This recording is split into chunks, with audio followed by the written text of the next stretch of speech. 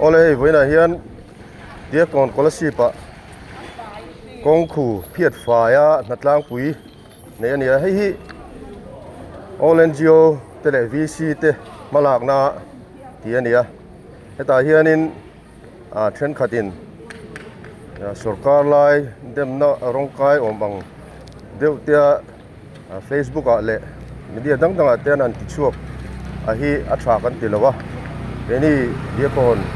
NGO television te chon thu zo kan siam nge nge ani ai kan thria thewangin kumina Mizoram faina in elna cleanliness competition kha rampum huapin awme ka chuta chuan UDNPA te pon ma an la thei to ban chua sumia chuan keini Diakkawn khawtlang point hnatlang kan nei to helai Diakkawn point kan phiatfai to tun chuma hian a hei khuate lo thal ta dewa a khuna sata hle maya chu VC te le NGO te kan an thu khom le ta chuan engtin nge niang tin ma kan la kang tin kan thu da sa kha kan an chun zom le mai ania voini hen kan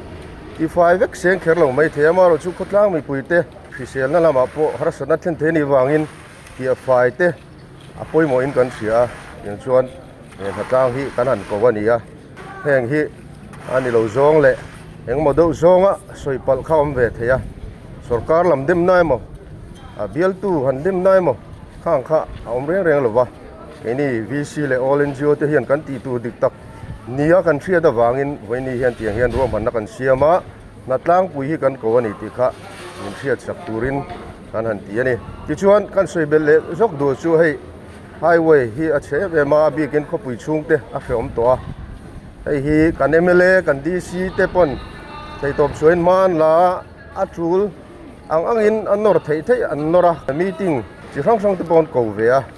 lai kara chuan chungan meeting ko te po chu a lo tling do chodon tranin kan thria a tin ko ten trial chowa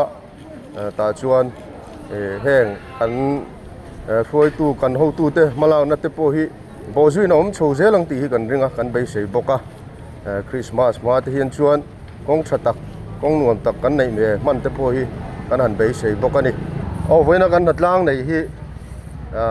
an MLA te poin min pur puya tha tia emi tanian refreshment tur te point sum tam tak in pe nge nge a cheng sing hi lai min pe chu tiang te chu nia alom om kan tia kan MLA chunga po kan loma kin chu ba ga chuan hei kan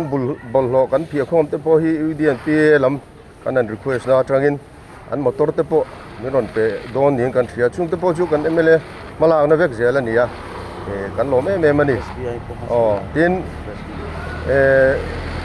SBI State Bank te point refreshment atan sum man ron tho boka mimal tho neu te pon oma tin pakhat le chuan kan SP te kan traffic ho tu te voini hian kan ti boi hle maya motor te kal thei don wa chuwang chuan ani ruam man na in ela hian truck lo lu tu rang chi te taxi te auto service te tin mimal li theiang chi song song te phokha service lo turin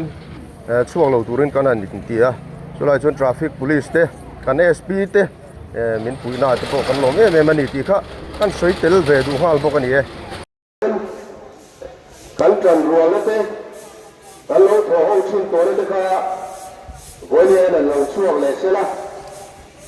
adum ve ni ti chuan tu na hian motor kal lo lo tu na kan yen te kan SP te traffic lam te kan soi kan sia ti ra in truck motor lian te po onsi Diakkawn pangkang lo turin ruwa banna siama yang tan lo kal lang lo ba ve ko lamma jawa kan thom pe ba te po Diakkawn highway pangkang big la ya kan hnatlang thuri kan na ya khoi takin hnatlang kan nei chu na na yan chuan Diakkawn pangkang sri lo turin